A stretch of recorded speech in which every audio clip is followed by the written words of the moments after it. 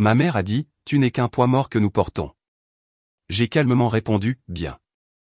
Alors laissez-moi tomber et voyez qui tombe vraiment. Elle est devenue livide. Toute la pièce s'est tue. Je m'appelle Linda et j'ai 32 ans. Pendant la majeure partie de ma vie, j'ai pensé qu'être la personne sur qui on pouvait compter dans ma famille était une source de fierté.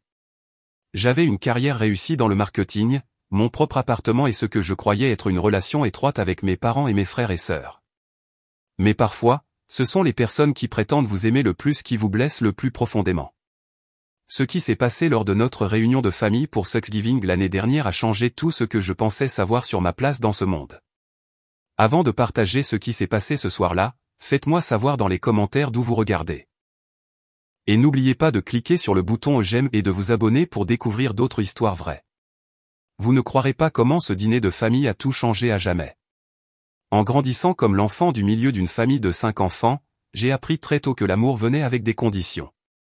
Ma mère, Margaret, avait toujours une place spéciale dans son cœur pour mon frère aîné Denny, qui avait 35 ans, et ma sœur cadette Karen, qui avait 28 ans. Denny était le fils doré à qui tout réussissait, même lorsqu'il a abandonné l'université 2 fois et est retourné vivre à la maison. Karen était le bébé, douce et démunie, qui avait besoin de protection et de soutien constant. Puis il y avait moi, coincé entre eux, essayant de gagner le même amour inconditionnel qu'il semblait recevoir simplement en existant. Mon père, Harold, travaillait dans la construction et rentrait fatigué tous les soirs, plus intéressé par sa bière et la télévision que par le lien avec l'un de nous, ses enfants. Mais même son attention limitée semblait couler plus naturellement vers Denny et Karen. Je me souviens de ma remise de diplôme de lycée où j'étais la première de ma promotion. J'ai prononcé un discours devant 300 personnes, parlant de rêve et de détermination. Mes parents étaient assis au 3e rang, mais j'ai vu ma mère passer la majeure partie de la cérémonie à chuchoter à ma tante à propos de la dernière petite amie de Denny. Lorsque j'ai traversé cette scène pour recevoir mon diplôme, j'ai regardé dans le public et j'ai vu mon père vérifier sa montre. L'université était différente. J'ai obtenu une bourse universitaire complète pour l'Ohio State, ce qui aurait dû rendre n'importe quel parent fier. Lorsque j'ai appelé à la maison avec la nouvelle, la première réponse de ma mère a été une inquiétude quant à la façon dont nous allions payer le camp de Pom-Pom Girl de Karen cet été-là sans que mon travail à temps partiel contribue au foyer. J'ai étudié le marketing et les communications, travaillant 20 heures par semaine pour payer mes livres et mes dépenses personnelles tout en maintenant une moyenne de 3,8.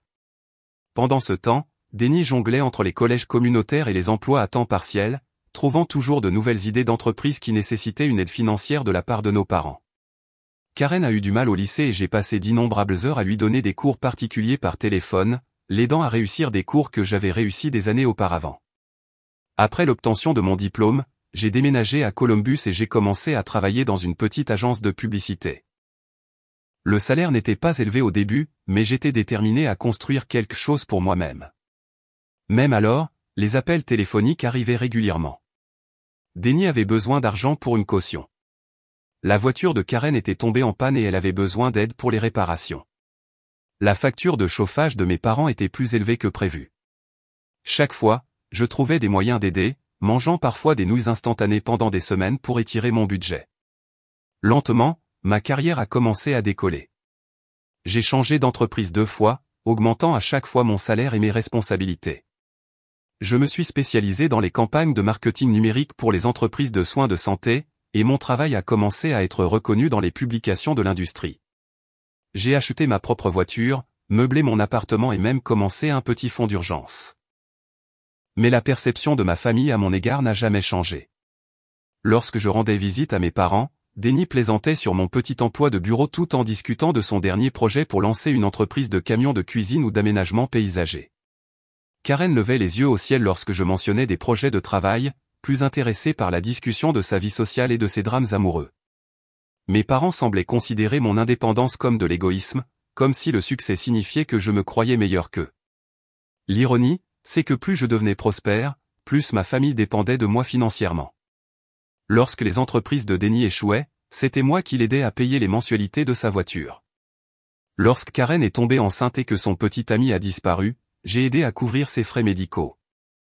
Lorsque mes parents ont dû faire face à des réparations imprévues sur leur toit, j'ai discrètement transféré de l'argent sur leur compte et je n'en ai plus jamais parlé. 3 semaines avant Thanksgiving, j'étais assise dans mon appartement, fixant mon téléphone, hésitant à assister à notre réunion de famille annuelle. Ma meilleure amie Joyce m'avait invité à rejoindre sa célébration familiale à la place, et l'idée me semblait être une bouée de sauvetage que je voulais désespérément saisir. Ils vont juste te traiter comme la servante de la famille à nouveau, m'a dit Joyce lors de notre café hebdomadaire. Linda, tu dois arrêter de mettre le feu pour les tenir au chaud. Mais quelque chose au plus profond de moi, cette petite fille qui espérait encore l'approbation de sa mère, m'a convaincu de leur donner une autre chance. Peut-être que cette année serait différente. Peut-être qu'ils verraient enfin à quel point j'avais travaillé dur, combien j'avais accompli, combien j'avais sacrifié pour eux au fil des ans. J'ai dépensé plus d'argent que je n'aurais dû pour les préparatifs. Je suis allé au magasin de vin cher en centre-ville et j'ai acheté une bouteille de pinot noir à $60 que le vendeur m'a recommandé. Je me suis arrêté chez le fleuriste et j'ai choisi un bel arrangement d'automne avec des roses orange vifs et des chrysanthèmes dorés. À la boulangerie, j'ai commandé le gâteau préféré de ma mère, à la pomme et au bourbon, celui qu'elle disait toujours être trop cher pour les occasions régulières. La veille de Thanksgiving, j'ai soigneusement emballé un petit cadeau pour chaque membre de la famille. Pour Denny, un portefeuille en cuir pour ses entretiens d'embauche. Pour Karen, un bon cadeau pour un spa qu'elle avait mentionné vouloir. Pour mes parents, une photo encadrée de nous tous de Noël dernier, restaurée professionnellement et montée. Le trajet jusqu'à ma maison d'enfance dans la banlieue de l'Ohio a duré 45 minutes à travers des rues familières bordées de maisons ranch similaires et de pelouses brunes. Chaque kilomètre ramenait des souvenirs. L'école primaire où j'avais gagné le concours d'orthographe 3 ans de suite. Le parc où j'avais appris à Karen à faire du vélo pendant que mes parents étaient au match de baseball de Denny. La bibliothèque où j'avais passé d'innombrables après-midi parce que la maison me semblait trop chaotique pour faire mes devoirs. Je me suis garé dans l'allée derrière le camion de Denny, notant le nouveau coup dans la portière passager qui représentait probablement une autre réclamation d'assurance qu'il ne pouvait pas se permettre. Le monospace de Karen était garé de travers sur une partie de la pelouse, car le stationnement en parallèle n'avait jamais été son point fort. En marchant vers la porte d'entrée, j'ai pu entendre des rires et des conversations à travers les fenêtres. Pendant un moment, j'ai ressenti ce flûter familier d'espoir. Peut-être qu'ils étaient heureux. Peut-être que cette réunion serait remplie de chaleur et de connexion authentique. Ma mère a ouvert la porte avant que je puisse frapper, et ses premiers mots concernaient mon apparence. « Linda, tu as l'air fatiguée. Tu manges assez ? Tu es si maigre. » Elle m'a serré brièvement dans ses bras, puis s'est immédiatement reculée. « Oh, tu es un peu en retard. » Nous nous demandions si tu avais changé d'avis. Il était 17h47. Le dîner devait commencer à 18h. À l'intérieur de la maison, ça sentait la dinde et la farce, mais aussi l'odeur sous-jacente de moisis provenant de tapis qui avaient besoin d'être remplacés et de fenêtres qui ne s'ouvraient que rarement. Denny était assis dans le vieux fauteuil inclinable de mon père, une bière à la main, parlant fort à sa nouvelle petite amie, Brenda, de ses projets de lancer une entreprise de nettoyage de piscine au printemps. Karen courait son fils de 2 ans autour de la table basse pendant que son mari faisait défiler son téléphone, apparemment inconscient du chaos. Mon père a levé les yeux de la télévision juste assez longtemps pour hocher la tête dans ma direction. « Linda, bien que tu puisses aider ta mère dans la cuisine. » Pas de bonjour, pas de « comment s'est passé ton trajet », juste une affectation immédiate à mon rôle familier de personnel de soutien familial. J'ai posé mes cadeaux sous le petit sapin de Noël artificiel que ma mère installait chaque année début novembre, puis j'ai porté mon vin et mes fleurs dans la cuisine. Les comptoirs étaient couverts de vaisselle sale et de nourriture à moitié pelée. Ma mère se tenait au fourneau, remuant la sauce d'une main et vérifiant la dinde de l'autre, les lignes de stress gravées profondément autour de ses yeux. « Peux-tu finir les pommes de terre ?» m'a-t-elle demandé sans me regarder. « Et peut-être mettre la table. » Karen s'occupe du bébé toute la journée. J'ai regardé à travers la porte Karen, qui était maintenant assise sur le canapé, faisant défiler son téléphone pendant que son mari s'occupait de leur fils. Mais j'ai mis un tablier et j'ai commencé à écraser les pommes de terre, retombant dans le rythme familier des réunions de famille où je travaillais pendant que les autres se détendaient. Alors que je me déplaçais dans la cuisine, j'ai commencé à saisir des bribes de conversation qui me serraient le ventre. À travers le mur fin entre la cuisine et le salon, j'ai pu entendre ma mère et Denny parler à voix basse pendant une coupure publicitaire. La situation de Linda ne cesse de s'aggraver, disait ma mère. Elle a 32 ans et toujours célibataire, vivant dans ce petit appartement, dépensant de l'argent pour du vin cher au lieu d'économiser pour une maison. Denny a ri. Peut-être qu'elle devrait revenir à la maison, économiser de l'argent. Je n'arrête pas de lui dire que ce truc de marketing n'est pas une vraie carrière. Elle ferait mieux d'apprendre un métier ou de trouver un mari qui peut s'occuper d'elle. J'ai serré plus fort l'écrasement des pommes de terre, mes jointures devenant blanches. Un truc de marketing. Je venais d'être promue au poste de directrice marketing senior dans une entreprise qui gérait des campagnes pour 3 systèmes hospitaliers majeurs. Mon salaire était plus élevé que ce que Denis n'avait jamais gagné de sa vie, et j'avais été constamment employé pendant qu'il jonglait entre les emplois et les entreprises échouées. Lorsque j'ai apporté le bol de pommes de terre écrasées à la table de la salle à manger, Karen a fait sa première pique de la soirée. « Oh, Linda, tu as encore apporté des fleurs. Tu sais que maman est allergique aux chrysanthèmes, n'est-ce pas? Peut-être que la prochaine fois, apporte juste quelque chose de pratique. » J'apportais des fleurs aux réunions de famille depuis 5 ans. Ma mère n'avait jamais mentionné d'allergie et elle semblait toujours les apprécier, mais le commentaire de Karen a été délivré avec ce sourire particulier qu'elle avait perfectionné. Celui qui semblait doux tout en délivrant de petites piqûres. « Je peux les mettre dans ma voiture si elles posent problème, ai-je proposé. « Non, non, elles vont bien, a dit ma mère rapidement. « Karen, aide ta sœur à mettre la table. » Karen a soupiré dramatiquement. « Je dois garder le bébé. » Tom essaie toujours de réparer un truc du travail sur son téléphone. Alors, j'ai mis la table seule, disposant la belle porcelaine que ma mère n'utilisait que pour les fêtes, pliant les serviettes et plaçant les couverts tout en écoutant Denis décrire son dernier plan d'affaires à Brenda.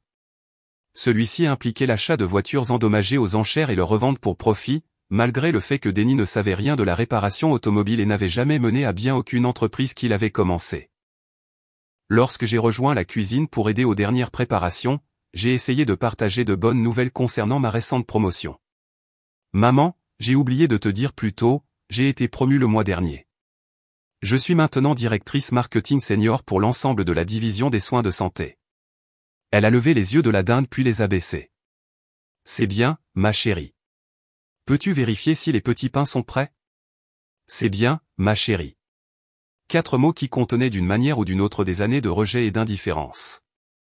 Lorsque Denis a obtenu un emploi de magasinier dans un quincaillerie, ma mère avait appelé tout le monde qu'elle connaissait. Lorsque Karen a réussi son permis de conduire à la 3e tentative, nous avions eu un dîner de célébration. Ma promotion, représentant des années de travail acharné et de croissance professionnelle, méritait la même réponse que de vérifier les petits pains du dîner. Pendant la préparation du dîner, j'ai entendu mon père parler à Tom des finances de la famille. Entre nous, il devient difficile de suivre tout ça. Denis trouve toujours ses marques, et Karen doit penser aux enfants. Parfois, je me demande ce que nous ferions sans l'aide de Linda. Le commentaire aurait dû ressembler à une reconnaissance, mais la façon dont il l'a dit faisait ressembler mes contributions à de la charité plutôt qu'à un soutien familial, comme si j'étais une parente éloignée qui leur rendait service au lieu de leur fille qui avait discrètement couvert leurs urgences pendant des années. Mon neveu est venu en titubant dans la cuisine et a tiré sur ma jambe. « Tante Linda, joue. » Je me suis agenouillé à son niveau, souriant à son petit visage potelé et à ses yeux brillants. « Salut, mon grand. À quoi veux-tu jouer ?» Avant qu'il ne puisse répondre, Karen est apparue dans l'encadrement de la porte. « Viens, mon chéri. Ne dérange pas tante Linda. Elle est de grand-mère à cuisiner. » Elle l'a ramassée et l'a emportée, me laissant agenouiller sur le sol de la cuisine, les bras vides. Le message était clair. Même mes tentatives de connexion avec les enfants étaient vues comme des interruptions plutôt que comme des gestes d'amour de leur tante. Alors que nous nous rassemblions enfin autour de la table, j'ai regardé ma famille et j'ai ressenti une tristesse familière s'installer en moi. J'avais conduit 45 minutes, apporté des cadeaux et de la nourriture coûteux, et passé 2 heures à aider à préparer le dîner. En retour, j'avais reçu des critiques sur mon apparence, le rejet de mes réussites professionnelles et une relégation au statut de servante pendant que les autres se détendaient. Mais je me suis dit que c'était comme ça que fonctionnaient les familles. Chacun avait des rôles différents, des attentes différentes. Peut-être que j'étais trop sensible, voulant plus de reconnaissance que je ne le méritais. Peut-être que c'était simplement de l'amour exprimé par des moyens pratiques plutôt que par des mots. Je n'avais aucune idée que la soirée allait exploser d'une manière qui changerait tout à jamais. Le dîner a commencé assez normalement avec mon père disant une brève grâce et ma mère s'agitant pour savoir si tout le monde avait assez à manger. Mais j'aurais dû reconnaître les signes avant-coureurs dans les sous-courants de conversation et la façon dont certains sujets continuaient de refaire surface. Denny a dominé la majeure partie de la discussion, décrivant son idée d'entreprise de nettoyage de piscine avec l'enthousiasme de quelqu'un qui n'avait jamais eu à donner suite à une planification d'entreprise réelle. Les coûts de démarrage sont minimes, a-t-il expliqué à Brenda, qui a hoché poliment la tête en coupant sa dinde. Juste un camion, quelques équipements de base, peut-être 5 000 $ pour commencer. Mon père s'est penché avec intérêt. Cela semble raisonnable. Beaucoup mieux que cette idée de camion de cuisine. Karen a sauté avec soutien. Denny a toujours été bon de ses mains. Tu te souviens comment il a réparé la clôture au lycée? Je me suis souvenu de cette réparation de clôture. Elle était tombée à nouveau au bout de 6 mois, et mon père avait dû engager un professionnel pour la reconstruire correctement. Mais les échecs de Denny étaient toujours reformulés en expérience d'apprentissage, tandis que toutes les difficultés que j'avais rencontrées dans la construction de ma carrière étaient considérées comme des preuves que j'avais choisi le mauvais chemin. Lorsque Brenda m'a poliment posé des questions sur mon travail, j'ai de nouveau essayé de partager quelque chose de positif. Je viens de terminer une campagne pour le Cincinnati Children's Hospital qui a augmenté leurs inscriptions de donneurs d'organes de 30%. C'est très gratifiant de travailler sur quelque chose qui a un impact direct sur les soins aux patients. Denny a ricané. Le don d'organes. C'est assez morbide, n'est-ce pas? Karen a plissé le nez. Je n'aime pas penser à ces choses. Pourquoi ne peux-tu pas travailler sur quelque chose d'heureux comme la planification de mariage ou les produits pour bébé? Ma mère semblait mal à l'aise. Linda a toujours été attirée par les choses sérieuses. Même enfant, elle préférait les documentaires aux dessins animés. La façon dont elle l'a dit faisait ressembler mon intérêt à des défauts de caractère plutôt qu'à des signes de profondeur ou de compassion. J'ai senti la chaleur monter dans mes joues, mais j'ai essayé de garder ma voix calme. En fait, c'est l'un des projets les plus significatifs sur lesquels j'ai travaillé. Nous avons aidé à connecter des donneurs avec des familles qui avaient désespérément besoin de transplantation. Tom a levé les yeux de son téléphone pour la première fois de la soirée. Tu ne te sens pas bizarre de profiter des problèmes médicaux des gens? La question m'a frappé comme une gifle. J'aide à sauver des vies. Comment est-ce que je profite des problèmes médicaux? Je dis juste. Tom a haussé les épaules, regardant déjà son téléphone. Il semble que ce soit profiter des gens quand ils sont vulnérables. La conversation s'est poursuivie avant que je puisse répondre, revenant au plan d'affaires de Denny et aux plaintes de Karen concernant le coût de la garderie. Je me suis assise là, me sentant jugée et rejetée pour avoir eu le souci d'un travail significatif, tandis que le passé d'échec de Denny était célébré comme un esprit d'entreprise. Alors que ma mère sortait le gâteau à la pomme et au bourbon que j'avais commandé, la conversation s'est orientée vers les finances familiales d'une manière qui me donnait la chair de poule. Karen a mentionné avoir du mal avec les achats de Noël et mon père a suggéré qu'ils réduisent leurs attentes cette année. Tout le monde est stressé par l'argent, a dit ma mère, jetant un coup d'œil autour de la table. Ce n'est pas comme si nous avions tous des carrières bien rémunérées. Le commentaire était clairement dirigé vers moi, comme si ma stabilité financière était d'une manière ou d'une autre injuste ou imméritée. Denny a hoché la tête en signe d'accord. Certaines personnes ont de la chance avec les emplois de bureau, mais le reste d'entre nous doit travailler pour gagner sa vie. Travailler pour gagner sa vie. Comme si mes semaines de 60 heures, ma formation continue, mes présentations clients et ma planification stratégique n'étaient pas du travail. Comme si l'argent que j'avais discrètement contribué à cette famille au fil des ans s'était matérialisé à partir de rien. Brenda s'est déplacée inconfortablement sur son siège, sentant clairement une tension qu'elle ne comprenait pas. Mon neveu a commencé à s'agiter et Karen s'est immédiatement levée pour s'en occuper, utilisant la distraction pour éviter la conversation de plus en plus pointue. Mon père a posé sa tasse de café avec plus de force que nécessaire. Le problème, c'est que les familles ne restent plus soudées comme avant. Tout le monde pense à soi de nos jours. Il me regardait directement quand il a dit ça. Moi qui n'avais jamais manqué une réunion de famille. Moi qui avais aidé à couvrir leurs urgences sans qu'on me le demande. Moi qui avais sacrifié mes propres objectifs financiers pour m'assurer qu'ils restent à flot pendant les périodes difficiles. Certaines personnes pensent que le succès signifie oublier d'où l'on vient, a ajouté ma mère, sa voix portant ce ton particulier qu'elle utilisait lorsqu'elle voulait sembler philosophique tout en délivrant des critiques. J'ai senti quelque chose changer en moi, une plaque tectonique de patience qui avait supporté le poids pendant trop d'années. Que entendez-vous exactement par là? La question est sortie plus vivement que je ne l'avais prévu, coupant la conversation ambiante et attirant l'attention de tout le monde. Denis s'est arrêté en pleine phrase dans son explication de la logistique des produits chimiques pour piscine.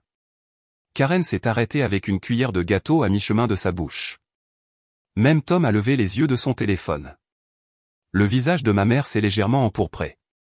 Je pense juste que certaines personnes dans cette famille pourraient être plus généreuses de leur bonne fortune. Plus généreuses. Les mots sont restés en l'air comme une accusation. Plus généreuse que de payer l'assurance voiture de Denis pendant 6 mois. Plus généreuse que de couvrir la visite aux urgences de Karen lorsque son fils avait une pneumonie. Plus généreuse que les 2000 $ que j'avais discrètement transférés sur le compte de mes parents lorsque leur fournaise était tombée en panne l'hiver dernier. Je pense que j'ai été assez généreuse, ai-je dit calmement. Denis a ri, un son dur et dédaigneux. Allez, Linda. Tu agis comme si acheter du vin et des fleurs chères faisait de toi une sainte. Ce n'est pas une question de vin et de fleurs.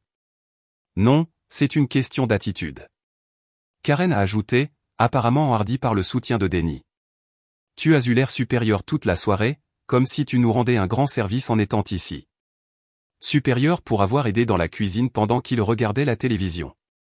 Pour avoir apporté des cadeaux réfléchis alors qu'il se présentait les mains vides. Pour avoir essayé de partager un travail significatif alors qu'il le rejetait comme étant sans importance. Mon père s'est raclé la gorge, un son qui signalait habituellement la fin des conversations inconfortables. Mais au lieu de changer de sujet, il a décidé d'ajouter sa propre perspective. Linda, ta mère et moi apprécions tout ce que tu fais, mais cette famille n'est pas une question de compter les points. Nous contribuons tous de différentes manières.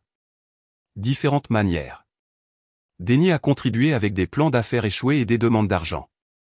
Karen a contribué avec du drame et des demandes de garde d'enfants. J'ai contribué avec un soutien financier réel et du travail émotionnel.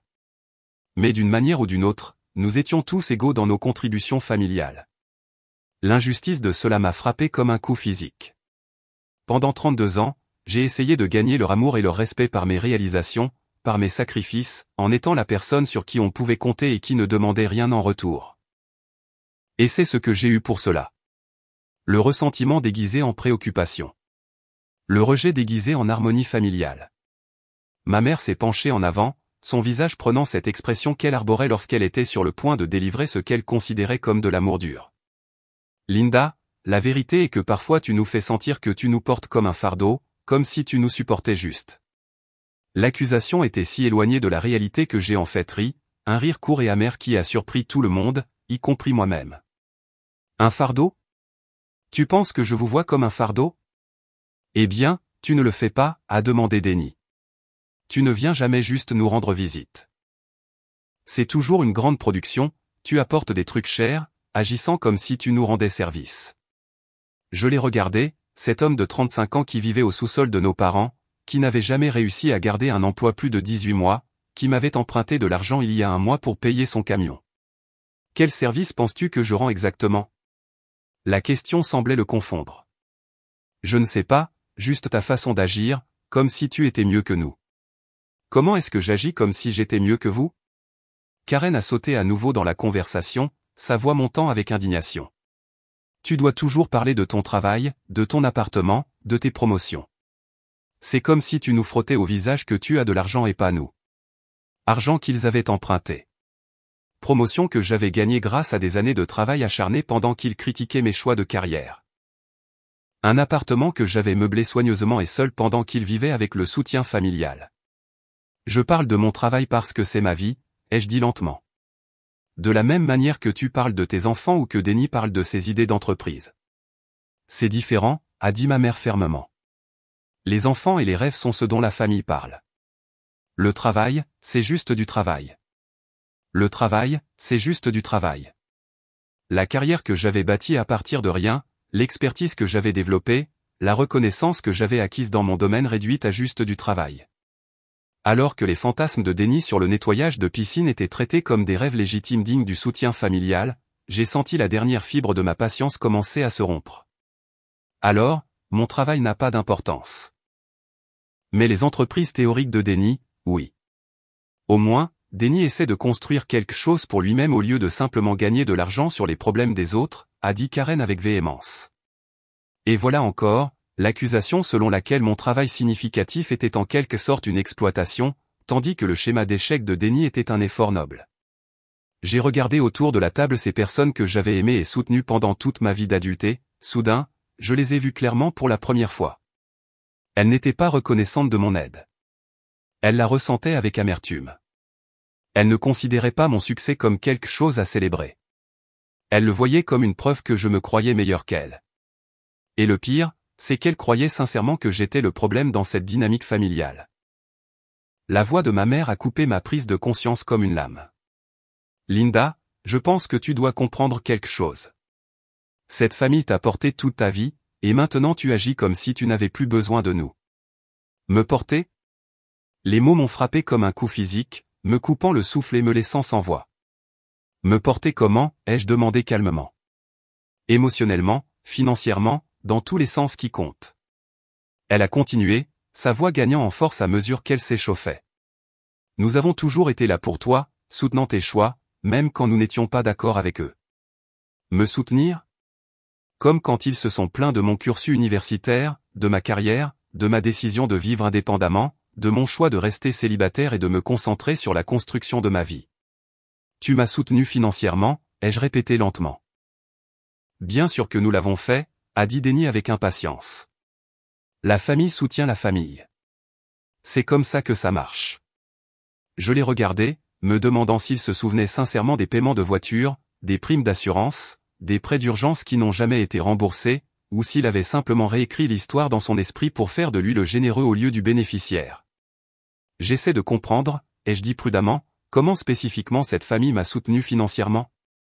La question semblait frustrer ma mère. Linda, il ne s'agit pas de transactions spécifiques. Il s'agit de faire partie d'une famille qui se soucie les uns des autres. Mais tu viens de dire que tu m'as soutenu financièrement. Je demande comment. Le silence est tombé sur la table.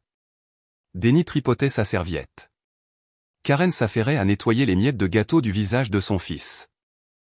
Mon père étudiait son café comme s'il contenait des secrets fascinants. Finalement, ma mère a repris la parole, la voix tendue d'irritation. C'est exactement ce dont je parle. Tu transformes cela en une sorte d'exercice comptable au lieu de reconnaître que la famille est plus que de l'argent. Tu as abordé le sujet du soutien financier, ai-je souligné. Je demande juste des éclaircissements. Arrête d'être si littéral, a dit Karen. Maman parle de soutien émotionnel, d'être là pour toi quand tu avais besoin de nous. Quand j'avais besoin d'eux. J'ai essayé de me souvenir de moments où j'avais eu besoin d'eux et où ils avaient été là. Les fois où j'avais appelé, bouleversé par le stress du travail et à qui on avait dit que j'étais trop sensible. Les fois où j'avais partagé des déceptions amoureuses et à qui on avait dit que j'étais trop difficile. Les fois où j'avais lutté contre la solitude et à qui on avait conseillé de baisser mes standards et de me caser.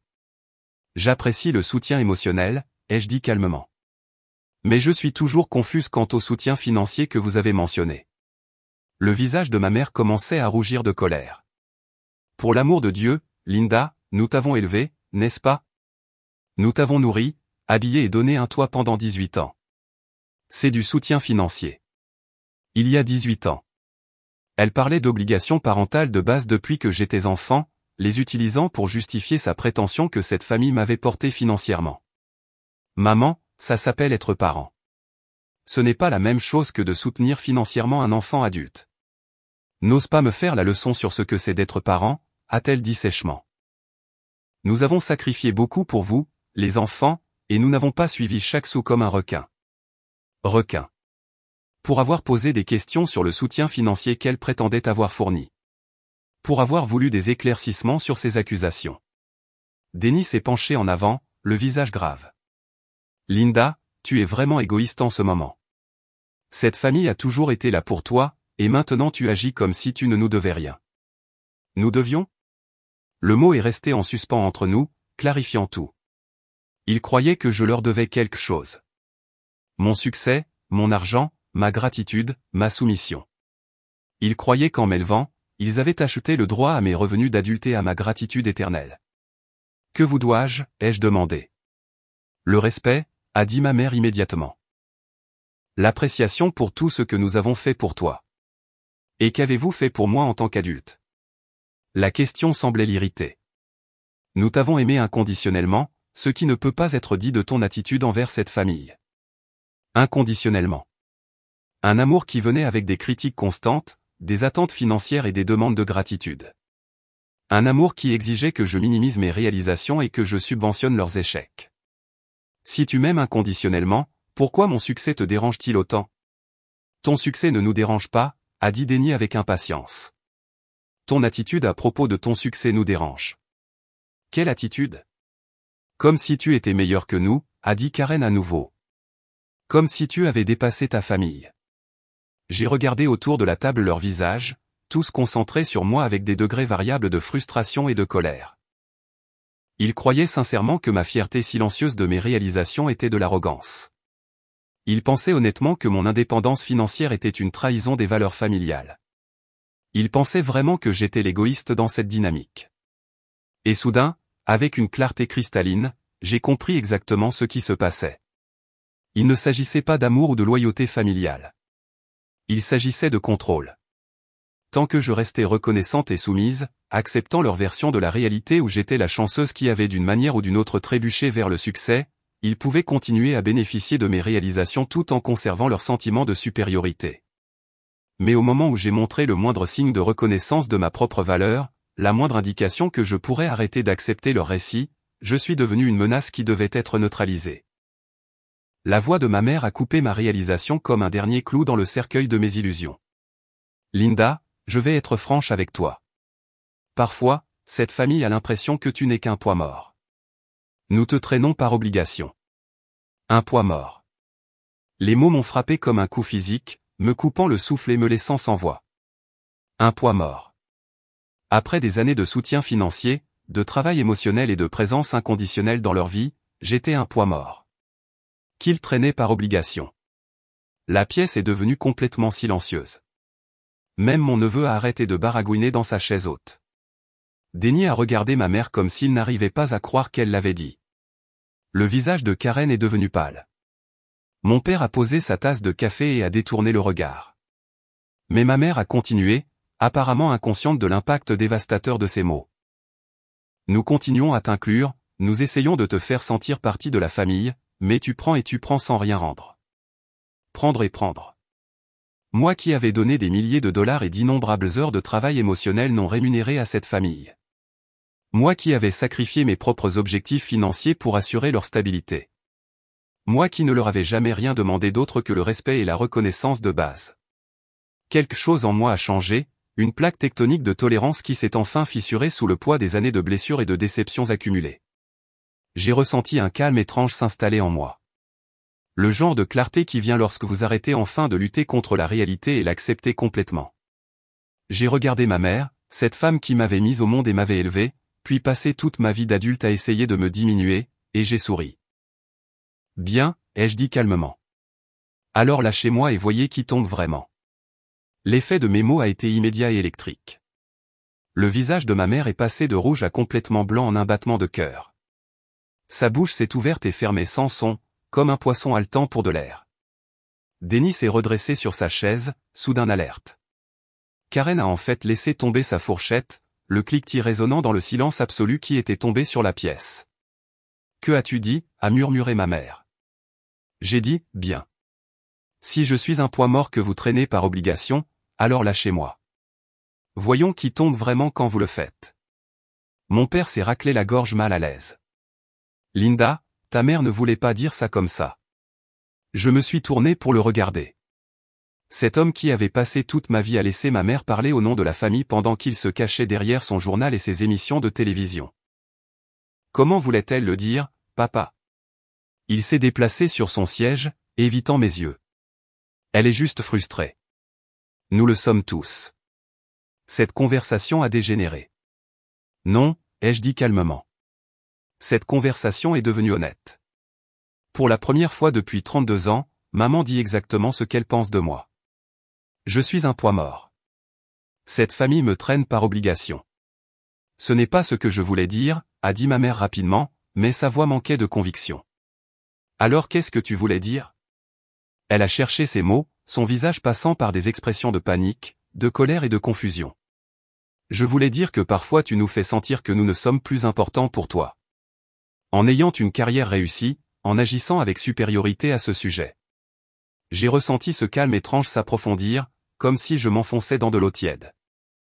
Toutes ces années à marcher sur des œufs, à essayer de me rendre plus petite pour qu'ils se sentent plus grands, à essayer de cacher mes réalisations pour qu'ils ne se sentent pas menacés. Tout cela avait été inutile. Ils allaient toujours ressentir mon succès parce qu'ils remettaient en question leur propre récit. Je veux m'assurer que je comprends bien, ai-je dit lentement.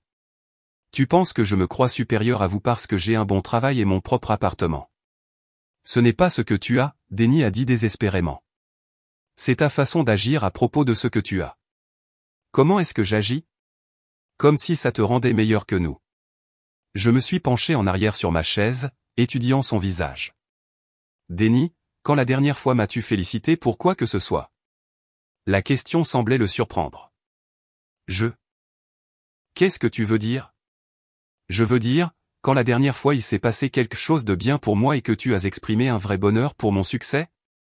Il m'a regardé fixement. Je ne sais pas. Je suppose que je ne pense pas comme ça. Quand j'ai été promu le mois dernier, quelle a été ta réaction?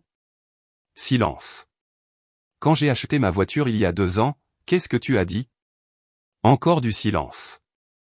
Quand j'ai décroché le contrat de marketing de santé qui m'enthousiasmait vraiment, comment as-tu réagi?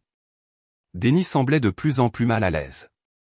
Je ne me souviens pas de conversation spécifique. Moi si.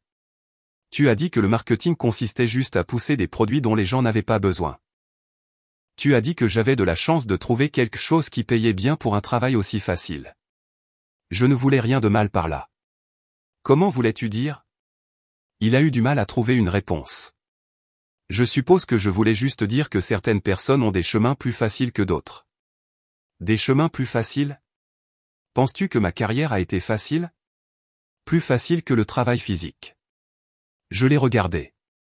Cet homme de 35 ans qui n'avait jamais occupé un emploi plus de 18 mois, qui n'avait jamais terminé aucun projet qu'il avait commencé, qui n'avait jamais assumé la responsabilité de ses échecs. Comment le saurais-tu si tu n'as jamais fait le travail que je fais? Je sais que ce n'est pas physique. Tu as raison. C'est mental et émotionnel. Cela demande de l'éducation, de la formation, de la créativité, de la résolution de problèmes, de la gestion de clients, et environ 60 heures par semaine d'efforts concentrés. Mais tu as raison que ce n'est pas physique. Karen a sauté dans la conversation, sentant apparemment que Denny perdait du terrain. Linda, tu manques le point. Nous n'attaquons pas ton travail. Nous parlons de ton attitude. Qu'est-ce qui te dérange dans mon attitude spécifiquement? Tu dois toujours avoir raison. Tu dois toujours prouver que tu sais mieux que tout le monde. J'ai réfléchi à cette accusation. Peux-tu me donner un exemple? Comme maintenant, tu transformes toute cette conversation en une sorte d'interrogatoire où tu nous fais passer pour des idiots. Je pose des questions pour comprendre de quoi tu es contrarié. Comment cela te fait-il passer pour une idiote?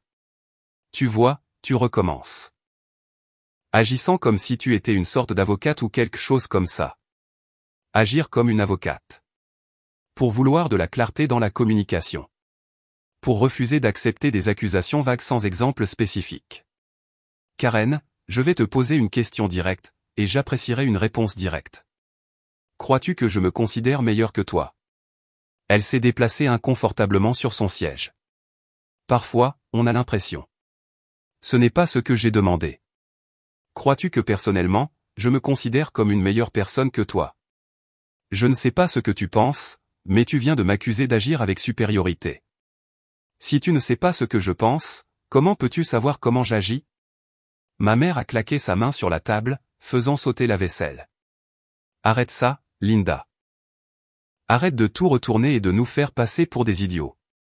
Je n'essaie pas de faire passer qui que ce soit pour quoi que ce soit. J'essaie de comprendre pourquoi tu m'as appelé poids mort. Parce que tu le es, a-t-elle dit, sa voix montant d'émotion.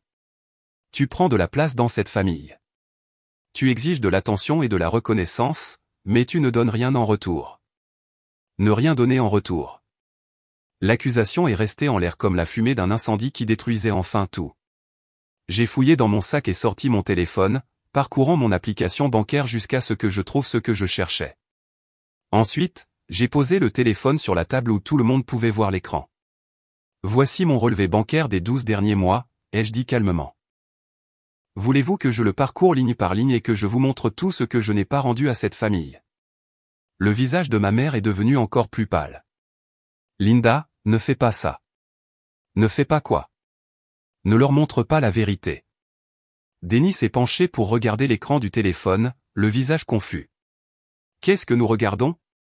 15 janvier, ai-je dit, en pointant une ligne. $500 à Denny Miller. C'était pour le paiement de ton camion quand tu disais être sans emploi. Le visage de Denny s'est empourpré. C'était un prêt. L'était-il, parce que je ne me souviens pas que tu l'aies jamais remboursé. 3 février, $750 à maman et papa Hamilton. C'était pour la réparation de la fournaise. Mon père a finalement levé les yeux, le visage mal à l'aise. Nous avons dit que nous te rembourserions quand nous pourrions. 22 mars, $400 à Karen Wilson. Visite aux urgences pour Tyler quand il avait une pneumonie. La voix de Karen n'était qu'un murmure. J'allais te rembourser. 9 avril, $300 à Denny Miller. Prime d'assurance automobile. Je t'ai dit que j'attendais qu'un emploi commence, a dit Denny défensivement. 17 mai, $200 à maman et papa Hamilton. Déficit de taxes foncières. J'ai continué sur la liste, en lisant chaque transaction d'une voix calme et régulière. L'immatriculation du camion de Denny. L'argent des courses de Karen quand Tom a été licencié pendant 2 semaines. Les copaiements de médicaments de mes parents lorsque l'assurance de papa a changé. La tenue d'entretien d'embauche de Denny. La babysitter de Karen quand elle a dû travailler des quarts supplémentaires. Avec chaque élément, la pièce devenait plus silencieuse. Brenda avait l'air mortifiée, réalisant clairement qu'elle était témoin de quelque chose de profondément personnel et douloureux. Tom avait effectivement posé son téléphone et regardait la table. Mon neveu a senti la tension et a commencé à s'agiter doucement dans sa chaise haute. Dois-je continuer, ai-je demandé quand j'ai atteint juin. Parce que nous ne sommes qu'à mi-chemin de l'année. Arrête, a dit ma mère calmement. Pourquoi? Je pensais que tu voulais savoir ce que je rends à cette famille. Ce n'est pas une question d'argent, a-t-elle dit désespérément. Tu as raison. Ce n'est pas une question d'argent. C'est une question de respect. C'est une question de reconnaissance. C'est une question de décence humaine de base entre les membres de la famille. J'ai fait défiler plus loin mon historique bancaire. Cela n'inclut pas les courses que j'ai achetées pour les dîners de famille, l'argent de l'essence pour tous les trajets à la maison, les cadeaux pour les anniversaires et les fêtes que personne d'autre n'échange. Le temps que j'ai pris sur mon travail pour aider Karen à déménager quand Tom s'est blessé au dos.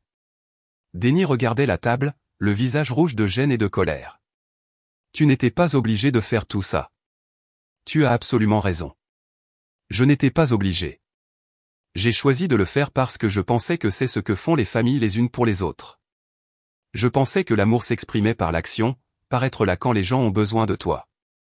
C'est le cas, a dit Karen faiblement. Alors pourquoi suis-je un poids mort? La question est restée en suspens sans réponse. Ma mère a ouvert la bouche plusieurs fois, mais aucun mot n'est sorti. Denny a continué à regarder la table. Karen avait des larmes dans les yeux, mais ne disait rien. Je veux comprendre la logique ici, ai-je poursuivi. Je fournis un soutien financier lorsque vous en avez besoin, un soutien émotionnel lorsque vous me le demandez, une aide pratique lorsque vous avez des difficultés, et une présence constante à chaque réunion de famille pendant des années. En retour, vous critiquez ma carrière, rejetez mes réalisations, vous moquez de mes choix de vie et m'appelez un poids mort que vous traînez par obligation. Mon père a finalement parlé, sa voix bourrue d'inconfort. Linda, les familles sont compliquées. Nous disons tous des choses que nous ne pensons pas quand nous sommes contrariés. Est-ce vrai, papa? Parce que j'ai l'impression que c'est quelque chose que maman pense depuis longtemps. Je me suis tourné pour regarder ma mère directement. Depuis combien de temps me considères-tu comme un poids mort? Elle ne pouvait pas croiser mon regard. Je ne te vois pas comme ça. Alors pourquoi l'as-tu dit? J'étais frustré. Pourquoi? Pour ton attitude? Qu'est-ce qui te frustre dans mon attitude? Nous tournions en rond, mais je pouvais voir que la répétition érodait leur défense. Chaque fois qu'ils essayaient de rediriger ou de détourner, je ramenais la conversation à la question centrale. Que avais-je réellement fait de mal à part réussir à me construire une vie? Denny a soudainement levé les yeux, le visage en colère. Bien. Tu veux la vérité, Oui. Ça nous dérange que tu agisses comme si tu étais meilleur que nous. Oui, ça nous dérange que tu aies de l'argent et pas nous. Oui, ça nous dérange que tu comptes chaque dollar comme une sorte de banque. Je ne compte pas chaque dollar. Je compte mon propre argent que je travaille dur pour gagner et que je choisis de partager avec ma famille quand elle a besoin d'aide. Mais tu comptes. Tu viens de le prouver avec ce téléphone. Je garde des registres parce que je suis un adulte responsable qui surveille mes finances, de la même manière que tu garderais une trace si tu prêtais de l'argent à un ami. Nous ne sommes pas des amis, a dit Karen soudainement. Nous sommes une famille. Exactement. Vous êtes ma famille, ce qui rend encore plus douloureux le fait que vous considériez ma responsabilité financière comme une façon de compter les points au lieu de la reconnaître comme une preuve de mon affection pour vous. La conversation sombrait dans un territoire à la fois dangereux et nécessaire. Des années de ressentiments inexprimés étaient enfin mises à la lumière, et l'image qu'elle révélait était plus laide que je ne l'avais jamais imaginée. Mais je n'avais plus peur des vérités laides. J'étais fatigué de prétendre que cette dysfonction était une dynamique familiale normale. J'en avais fini de protéger leurs sentiments au détriment de ma propre dignité. J'ai une dernière question, ai-je dit calmement. Si je suis un poids mort que vous traînez par obligation, que se passerait-il exactement si vous arrêtiez de me porter? La question semblait les frapper comme un coup physique. Le visage de ma mère est passé de blanc à gris. Denny a même reculé de la table comme s'il avait besoin d'espace pour assimiler ce que je demandais. Karen a commencé à pleurer doucement, les larmes coulant sur son visage sans son. « Tu ne veux pas dire ça » a murmuré ma mère. « Vraiment pas ? Tu viens de me dire que je suis un poids mort que tu traînes par obligation. Je t'offre de te soulager de ce fardeau. »« Linda, tu es dramatique » a dit mon père. Mais sa voix manquait de conviction. « Est-ce que je le suis ? Réfléchissons logiquement. Si je suis un poids mort, alors supprimer ce poids devrait faciliter la vie de tout le monde. Tu n'auras plus à faire semblant de te soucier de ma carrière. Tu n'auras plus à m'inclure dans les réunions de famille où ma présence rend apparemment tout le monde mal à l'aise. Tu n'auras plus à me porter. Je pouvais voir les roues tourner dans leur tête alors qu'ils commençaient à assimiler les implications pratiques de ce que je disais. Plus d'aide financière d'urgence. Plus de couverture des déficits de leur budget. Plus de plan B lorsque les entreprises de Denny échouaient ou que Karen faisait face à des dépenses imprévues.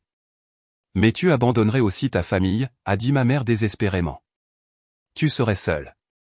Seul. Le mot qui était censé m'effrayer et me soumettre, la menace qui m'avait maintenu docile pendant tant d'années. Mais alors que j'étais assise là à regarder ces gens qui venaient de passer une soirée entière à me critiquer et à me rejeter, la solitude a soudainement sonné comme la liberté. Serais-je plus seul que je ne le suis en ce moment, assise à une table avec des gens qui me voient comme un fardeau? Denny a finalement trouvé sa voie. Nous ne te voyons pas comme un fardeau. Tu viens littéralement de m'appeler poids mort. Maman était contrariée. Elle ne voulait pas dire ça. Je me suis tourné vers ma mère. Voulais-tu dire ça? Elle a lutté avec la question, son visage passant par des émotions que je ne pouvais pas lire. Finalement, elle a parlé d'une voix à peine audible. Je voulais dire que parfois on a l'impression que tu nous juges. Pourquoi? Parce que nous ne sommes pas aussi prospères que toi. Et voilà. La vérité qui se cachait sous toutes les accusations et le ressentiment. Ils se sentaient jugés par mon succès parce qu'ils mettaient en évidence leurs propres échecs et leur manque de progrès. Ai-je jamais dit quelque chose pour vous faire sentir jugé? Tu n'as pas à dire quoi que ce soit. C'est évident ce que tu penses. Qu'est-ce que je pense? Que nous sommes tous des perdants qui n'arrivent pas à mettre leur vie en ordre. Je l'ai regardée, cette femme qui m'avait élevé et m'avait supposément aimé, et j'ai réalisé qu'elle avait créé tout un récit sur mes pensées et mes sentiments sans jamais me demander ce qu'ils étaient réellement. Maman, sais-tu ce que je pense quand je regarde Denny? Elle a secoué la tête. Je pense à la fois où il m'a aidé à déménager mon canapé quand j'ai eu mon premier appartement. Je pense à la façon dont il m'a appris à conduire une boîte manuelle dans son camion quand j'avais 16 ans. Je pense à la façon dont il me raccompagnait à l'école quand j'avais peur des grands. Denny a levé les yeux, le visage surpris. Sais-tu ce que je pense quand je regarde Karen? Une autre secousse de tête. Je pense à la sœur qui se faufilait dans ma chambre pendant les orages. Celle qui me faisait des bracelets d'amitié tous les étés. Celle qui a pleuré quand je suis parti à l'université parce qu'elle disait que la maison serait trop silencieuse sans moi. Les larmes de Karen coulaient librement maintenant. Sais-tu ce que je pense quand je vous regarde, toi et papa? La voix de ma mère était à peine audible. Je pense aux parents qui travaillaient 2 emplois pour nous nourrir et nous loger. Je pense à maman qui veillait la nuit quand nous étions malades. Je pense à papa m'apprenant à faire du vélo et réparant mes jouets cassés. Je pense à quel point vous travaillez dur tous les deux pour nous donner une maison stable. Le silence qui a suivi était différent des silences précédents. Celui-ci semblait lourd de reconnaissance et de regret. Alors pourquoi, a demandé ma mère d'une voix brisée. On a l'impression que tu n'as plus besoin de nous? Et voilà. Le vrai problème. Pas que je me croyais meilleur qu'eux, mais que mon indépendance menaçait leur sens de but et de contrôle. Je n'ai pas besoin de vous, j'ai dit doucement. J'ai besoin que vous soyez fiers de moi. J'ai besoin que vous célébriez mes succès au lieu de les traiter comme des menaces. J'ai besoin que vous voyiez mon aide financière comme de l'amour au lieu de compter les points. J'ai besoin que vous compreniez que grandir ne signifie pas s'éloigner de sa famille. Mais on a l'impression que c'est le cas, a dit Karen à travers ses larmes. Seulement parce que tu as décidé que mon succès signifiait que je ne te valorisais plus. Mais ce n'est pas vrai. Je n'ai jamais manqué une réunion de famille. Je n'ai jamais refusé d'aider quand vous le demandiez. Je n'ai jamais arrêté d'appeler ou de rendre visite ou de me soucier de ce qui vous arrive à tous. Denis s'est essuyé les yeux avec sa serviette. Mais tu as changé. Bien sûr que j'ai changé. J'ai 32 ans. J'ai grandi, appris et bâti une carrière et une vie. T'attendais-tu à ce que je reste exactement la même personne que j'étais à 18 ans? Non. Mais qu'est-ce que? Mais on a l'impression que tu nous as dépassés. J'ai regardé autour de la table ces gens que j'avais aimés toute ma vie, comprenant enfin la peur qui motivait leur comportement. Ils étaient terrifiés que mon succès signifiait que je n'avais plus besoin d'eux. Alors ils avaient essayé de me garder petite et dépendante pour maintenir leur sentiment d'importance dans ma vie. Je ne vous ai pas dépassé, ai-je dit calmement. Mais j'ai dépassé le fait d'être traitée comme une enfant qui devrait être reconnaissante d'une affection parentale de base. J'ai dépassé le fait d'être critiquée pour mes réalisations au lieu d'être célébrée pour elles. J'ai dépassé le fait de prétendre que mes contributions financières à cette famille sont des obligations plutôt que des dons. Mon père s'est raclé la gorge. Linda, nous n'avons jamais voulu te faire sentir non appréciée, mais tu l'as fait pendant des années.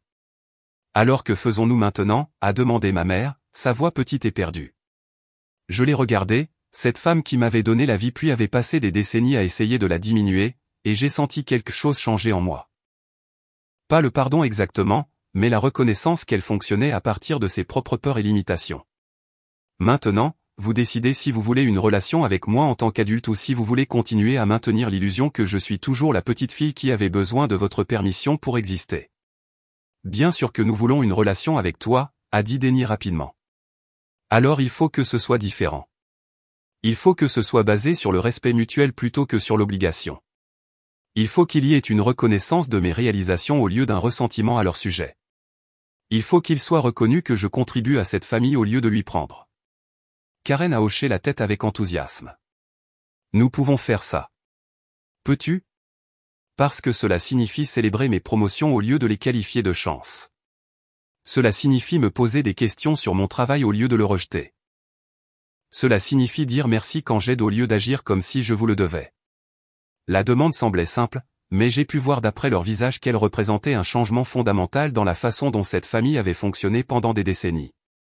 Et si nous ne pouvons pas changer, a demandé ma mère calmement. La question est restée en suspens entre nous, honnête, vulnérable et terrifiante. Alors je suppose que vous découvrirez ce que signifie vraiment porter un poids mort, ai-je dit. Parce que je ne serai plus là pour aider. Les 6 mois qui ont suivi ce dîner de Thanksgiving ont été les plus difficiles et les plus transformateurs de ma vie d'adulte. J'ai quitté la maison de mes parents cette nuit-là, me sentant à la fois libéré et dévasté.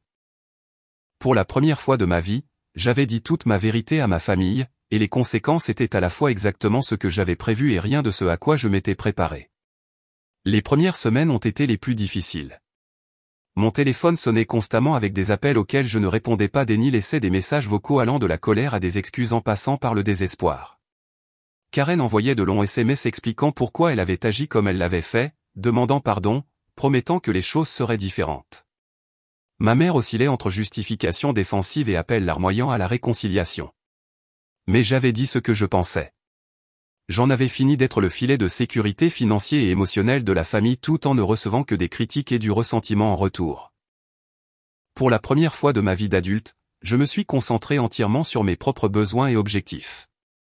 Le changement a été remarquable. Sans le drain constant du drame familial et des demandes financières, j'avais une énergie que j'avais oublié posséder. Je me suis consacré à mon travail avec une concentration renouvelée, dirigeant une campagne pour un hôpital pédiatrique qui est devenu une étude de cas en marketing de santé réussie. Mon superviseur m'a recommandé pour un programme de développement du leadership que j'étais trop dépassé pour envisager auparavant. J'ai également commencé à sortir sérieusement pour la première fois depuis des années. Sans le bruit de fond de la dysfonction familiale, j'ai pu reconnaître des schémas relationnels sains et éviter les connexions dramatiques auxquelles j'avais été inconsciemment attiré par le passé. J'ai rencontré Marcus, un conseiller financier avec son propre petit cabinet, qui considérait mes réussites professionnelles comme des preuves d'intelligence et de dynamisme plutôt que comme des menaces pour son ego. Mais le changement le plus significatif a été dans ma relation avec moi-même. Sans gérer constamment les émotions et les crises de ma famille, j'ai découvert des intérêts et des passions que j'avais négligés pendant des années. J'ai suivi un cours de poterie et j'ai découvert que j'avais un talent naturel pour la poterie. J'ai rejoint un groupe de randonnée et j'ai passé mes week-ends à explorer des parcs d'État que je n'avais jamais eu le temps de visiter. J'ai lu des romans pour le plaisir, pas seulement des livres de développement professionnel. 3 mois après Thanksgiving, Denis s'est présenté à mon appartement sans prévenir. Il avait l'air maigre et fatigué, et pendant un moment, mon vieil instinct de résoudre ses problèmes s'est automatiquement déclenché. Mais je me suis reprise et j'ai simplement attendu qu'il explique pourquoi il était là. J'ai perdu mon emploi, a-t-il dit sans préambule. Le truc du nettoyage de piscine n'a pas marché, et maintenant je ne peux pas payer le loyer de l'appartement que j'ai enfin obtenu.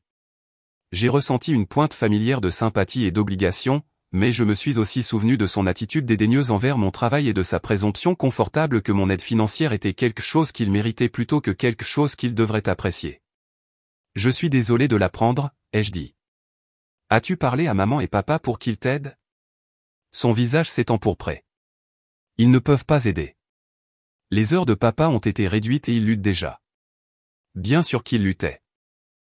Sans mes contributions financières discrètes pour couvrir les urgences et les déficits, ils découvraient à quoi ressemblait leur budget réel. Et Karen? Peut-être qu'elle et Tom pourraient t'aider. Denis a ri amèrement. Karen a du mal à garder la tête hors de l'eau. Tom ne travaille toujours qu'à temps partiel. As-tu envisagé un prêt bancaire? Les banques ne prêtent pas d'argent aux personnes avec mon historique de crédit. J'ai hoché la tête avec sympathie. Ça doit être frustrant. Nous sommes restés là dans le seuil de mon appartement. Lui attendant que j'offre mon aide et moi attendant qu'il demande directement où qu'il parte. Finalement, il a cédé. Linda, j'ai besoin d'argent. Je sais que j'ai été un salaud à Thanksgiving, mais je suis désespéré ici. Combien te faut-il? L'espoir a scintillé dans ses yeux. 1500$ couvrirait le loyer et les services publics pour le mois prochain. C'est beaucoup d'argent. Je sais, mais je te promets. J'ai quelques pistes d'emploi, et dès que je serai de retour sur pied, je te rembourserai. Quelques pistes d'emploi. La même promesse qu'il avait faite chaque fois qu'il avait demandé de l'argent au fil des ans, et la même promesse qui ne s'était jamais concrétisée en un remboursement réel. Denis, te souviens-tu de ce que tu m'as dit lors du dîner de Thanksgiving? Son visage est devenu rouge. J'étais contrarié. Nous l'étions tous. Tu as dit que j'avais un travail facile que n'importe qui pouvait faire. Tu as dit que j'avais de la chance de trouver du travail qui payait bien pour des tâches aussi simples. Je ne voulais pas dire ça comme ça. Comment voulais-tu dire? Il a eu du mal à trouver ses mots. Je ne sais pas. J'étais juste frustré. Frustré à propos de quoi? À propos de tout. Ma vie, mes échecs, te voir réussir pendant que je continuais à tout gâcher. L'honnêteté m'a surprise. Alors, tu as reporté ta frustration sur moi. Oui, je suppose que oui. Et maintenant, tu veux que je te donne 1500$. Je veux que tu m'aides comme la famille aide la famille, comme je vous aide depuis des années. Il a hoché la tête avec enthousiasme. Exactement. Mais aussi, tout en croyant que mon travail est facile et que mon succès n'est que de la chance. Son visage s'est effondré. Linda, je ne pense plus ça. Qu'est-ce qui t'a fait changer d'avis? Essayer de vivre sans ton aide a changé mon avis. Regarder maman et papa lutter pour payer les factures a changé mon avis. Réaliser combien tu as couvert pour nous tous a changé mon avis. J'ai étudié son visage, cherchant des signes de compréhension réelle plutôt que de manipulation désespérée. Si je t'aide cette fois, qu'est-ce qui va être différent? Je te rembourserai. Ce n'est pas ce que je voulais dire. Qu'est-ce qui va être différent dans la façon dont tu me vois et me traites? Il a réfléchi un long moment. Je suppose que je dois commencer à te voir comme une personne et pas seulement comme ma petite sœur qui est censée aider quand je demande. Ce n'était pas la réponse parfaite, mais c'était plus de conscience de soi qu'il n'en avait jamais montré auparavant. Je ne vais pas te donner 1500 $, ai-je dit.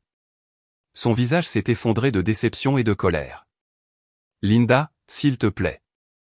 Je ne demanderai pas si je n'étais pas désespéré.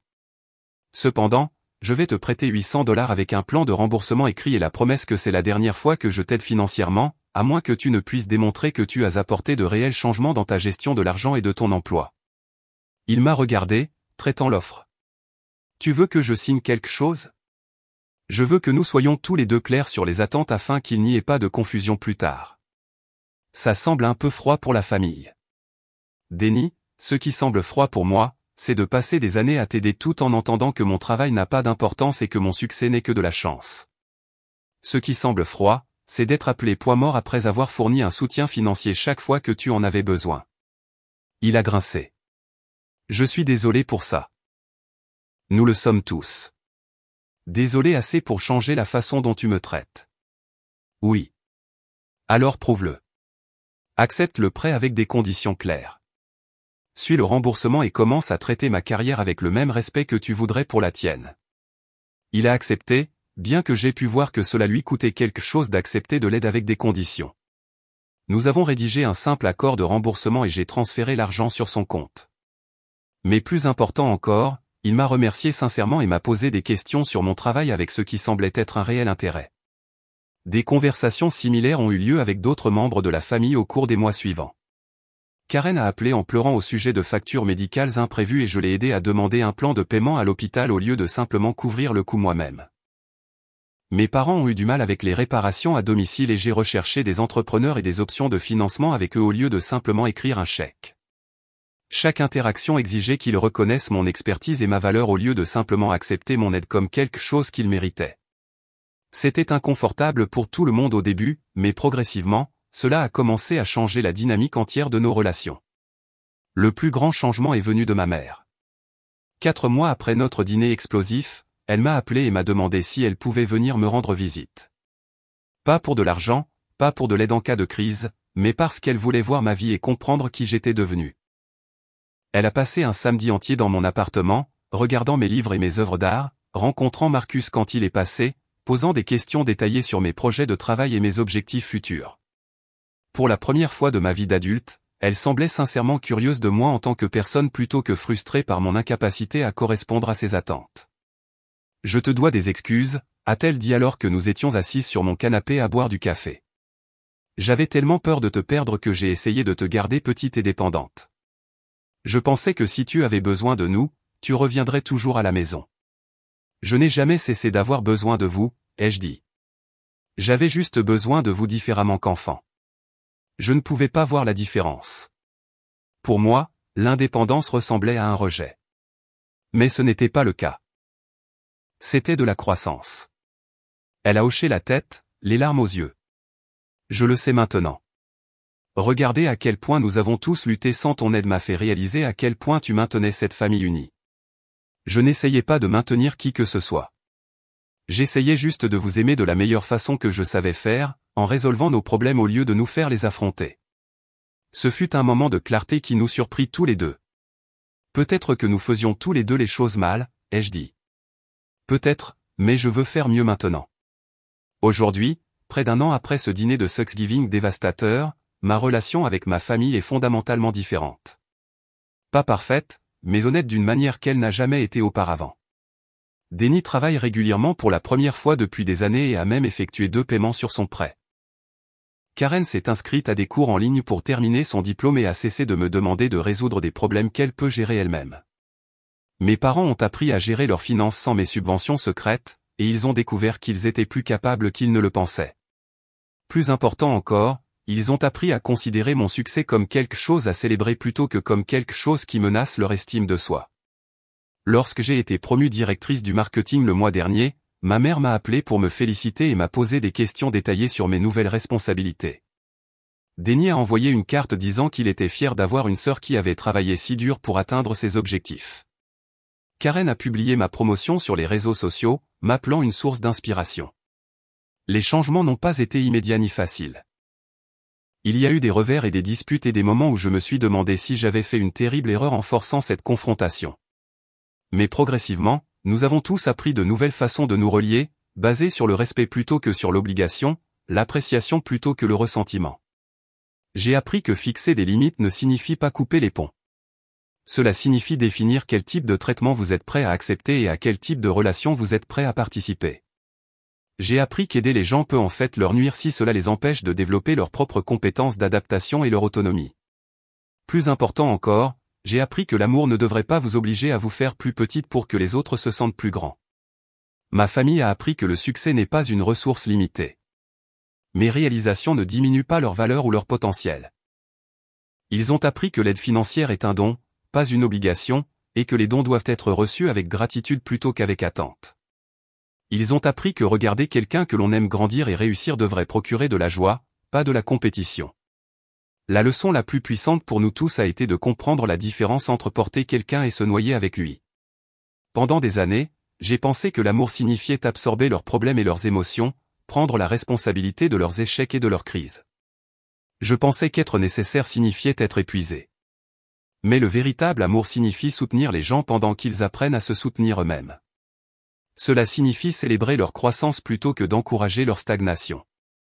Cela signifie croire en leur capacité à gérer leur propre vie plutôt que de supposer qu'ils ont besoin de vous pour gérer les choses pour eux. Parfois, les gens qui vous traitent de poids mort sont en fait en train de se noyer et ils essaient de vous entraîner avec eux. Quand vous arrêtez d'être leur bouée de sauvetage, vous apprenez tous les deux à nager. Quand vous arrêtez d'accepter le rôle de bouc émissaire de la famille, chacun doit assumer la responsabilité de son propre comportement et de ses choix. La relation que j'ai avec ma famille aujourd'hui n'est pas celle dont j'ai rêvé enfant. Mais elle est honnête et durable d'une manière que l'ancienne dynamique n'a jamais été. Nous pouvons profiter de la compagnie les uns des autres sans ressentiment sous-jacent. Nous pouvons offrir de l'aide sans créer de dépendance. Nous pouvons exprimer de l'amour sans exiger de sacrifice. J'ai toujours des limites et je les fais toujours respecter. Mais ce ne sont plus des murs construits à partir de blessures et de colère. Ce sont des limites saines qui protègent chacun de nous de retomber dans des schémas qui ne servent personne. Si vous vous trouvez dans une situation où votre famille considère votre succès comme une menace plutôt qu'une célébration, où votre aide est attendue plutôt qu'appréciée, où votre croissance est considérée comme un abandon plutôt qu'un développement naturel, je veux que vous sachiez que le changement est possible. Cela demande du courage pour dire votre vérité, de la force pour maintenir vos limites et de la patience pour permettre aux relations d'évoluer vers des formes plus saines. Mais cela en vaut la peine, car vous méritez d'être vu et valorisé pour qui vous êtes vraiment, pas diminué pour que les autres se sentent à l'aise avec qui ils ont choisi de rester. Avez-vous déjà été dans une situation familiale où votre succès a créé du ressentiment au lieu de la fierté? Comment l'avez-vous géré? Faites-le moi savoir dans les commentaires ci-dessous. Et si cette histoire vous a parlé, n'hésitez pas à cliquer sur le bouton j'aime et à vous abonner pour plus d'expériences réelles sur les dynamiques familiales, la croissance personnelle et la découverte de votre voix dans des relations difficiles. Partagez cette vidéo avec quelqu'un qui pourrait avoir besoin d'entendre que ses réalisations comptent et que ses limites sont valides. Merci de m'avoir écouté et rappelez-vous que votre valeur n'est pas déterminée par la façon dont vous êtes prête à vous faire plus petite pour les autres. Vous avez le droit de grandir, de réussir et de prendre la place que vous avez gagnée dans ce monde.